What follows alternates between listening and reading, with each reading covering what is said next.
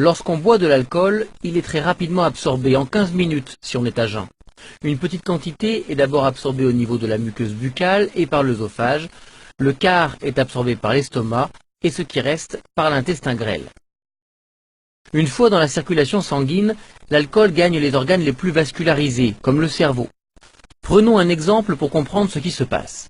Quand nous sommes stressés, il existe un mécanisme naturel qui va nous calmer. Vous allez voir deux neurones et leurs synapses, l'espace qui les sépare. Le neurone de droite doit dire au neurone de gauche de se calmer. Pour cela, il va produire un messager chimique en blanc. Ce neurotransmetteur se fixe sur les petits canaux pour les ouvrir. Cela permet au chlore, en bleu, de rentrer dans ces canaux et de calmer l'activité du deuxième neurone.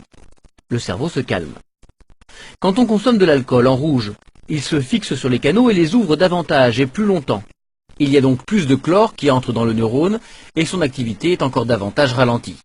Le temps de réaction est donc augmenté, la concentration et l'acuité visuelle sont diminuées, le champ visuel se rétrécit.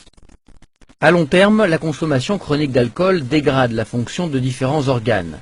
C'est généralement le foie qui est le plus menacé, puisque c'est cet organe qui est chargé d'éliminer l'alcool. Il y a un risque de cirrhose, puis de cancer. D'autres cancers peuvent se développer tout au long du trajet de la boisson à travers l'organisme, de la langue jusqu'au rectum. L'alcool augmente les risques de faire un infarctus, mais aussi de développer des maladies du système nerveux, des troubles du comportement et des dépressions.